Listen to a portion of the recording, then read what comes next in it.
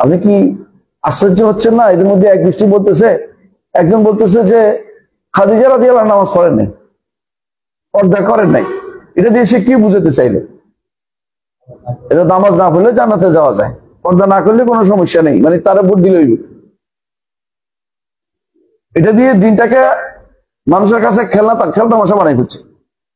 এই গোষ্ঠী এরা খেলতামাশা বানাই ফেলছে। এরা প্রথমে মিথ্যাচার করছে। কোনো দিন ছিল না, সালাত ব্যতীত কোনদিন ছিল না। লা খায়রা ফি সালাতি ফি দীনিন লা সালাতা ফি, এমন দিনে কল্যাণ নাই যে দিনে সালাত নেই। মুহাম্মদ রাসূলুল্লাহ সাল্লাল্লাহু আলাইহি ওয়াসাল্লাম তিনি সালাত ফরজ হওয়ার আগেও সালাত করছেন।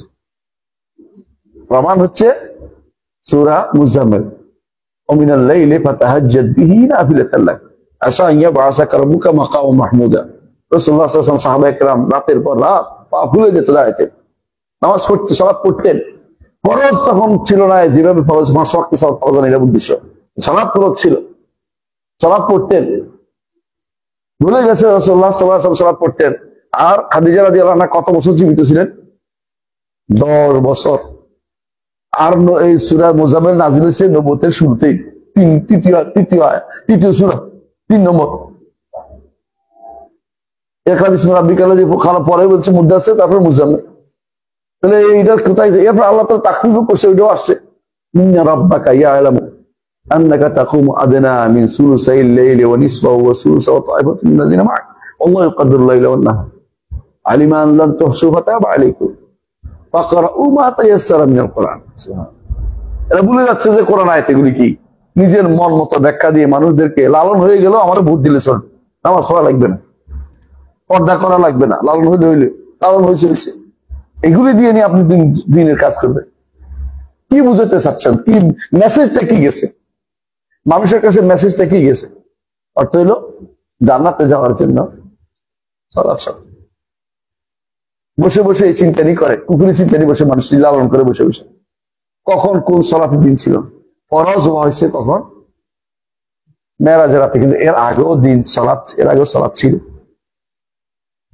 রাসূলুল্লাহ সাল্লাল্লাহু আলাইহি ওয়াসাল্লাম সালাত পড়ছিলেন, একবার দুইবার, বহুবার সালাত পড়ছেন। যখন সালাত পড়ছেন তার পিঠের উপরে কি উঠে দেওয়া হয়েছে? এগুলি কি সব মক্কায়, মদিনায়? মক্কায়। কখন এটা? যখন শুরুতেই যখন এগুলো করছে। আরো কত কিছু হয়েছে এই সময়, একটা দুইটা নাকি? আবু যর রাদিয়াল্লাহু আনহুকে মারতে গেছে রাসূলুল্লাহ সাল্লাল্লাহু আলাইহি ওয়াসাল্লাম, কাবার সামনে নামাজ পড়তো, নামাজ পড়ে বসছে, সাহাবায়ে কেরাম ইয়া রাসূলুল্লাহ দোয়া করেন না কেন? এগুলো সব প্রমাণ, একটা দুটো নাকি?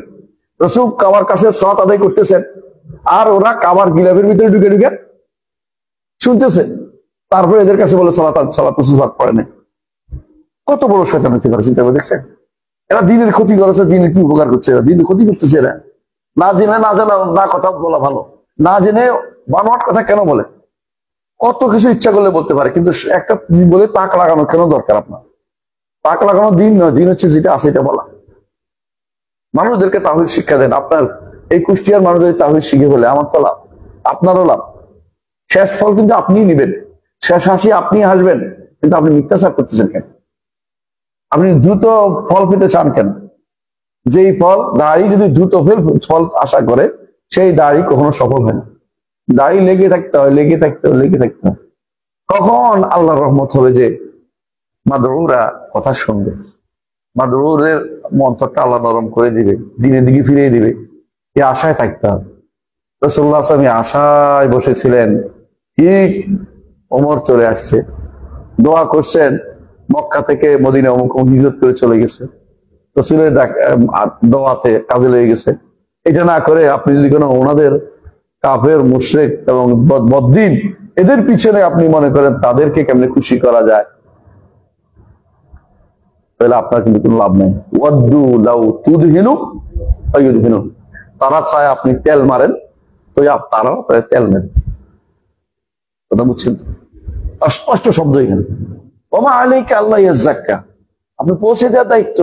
পবিত্র না হলে আপনি কিছু করেন না, আপনি তো ব্যস্ত হওয়ার দরকার নেই। ওমা আলাইকা ইল্লাল বালাগুল মুবিন, স্পষ্টভাবে পৌঁছে দেওয়া আপনার দায়িত্ব। আপনি দুনিয়ার সমস্ত হেদায়েতের দায়িত্ব আল্লাহ আপনাকে দেন নাই।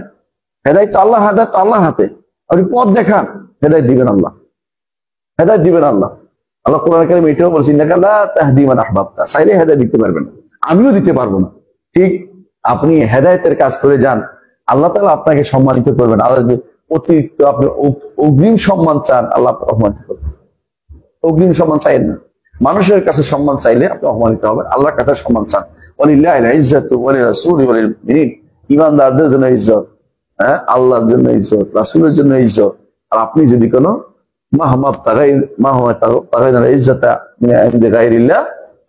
আল্লাহ, কে বলছে এটা? ইমাম ওমর রাদিয়াল্লাহু বলেছেন যে আল্লাহ তাআলা ইসলাম দিয়ে সম্মানিত করেছেন, আপনি ইসলামের অংশ বাদ দিয়ে সম্মানিত হতে চান, আল্লাহ আপনাদেরকে অপমানিত করবেন। ওমর রাদিয়াল্লাহু বলে দিচ্ছে আমাদেরকে। এবং কোরআনে কারীমে আল্লাহ তাআলা বলছেন, আইয়াবতাগুনা ইনদাহুমুল ইজ্জাতা, তারা কি এদের কাছে ইজ্জত চায়? কার কাছে ইজ্জত চাচ্ছেন? লালনের কাছে, পালনের কাছে? লালন একটা গোষ্ঠী, পালন আরেকটা গোষ্ঠী আছে।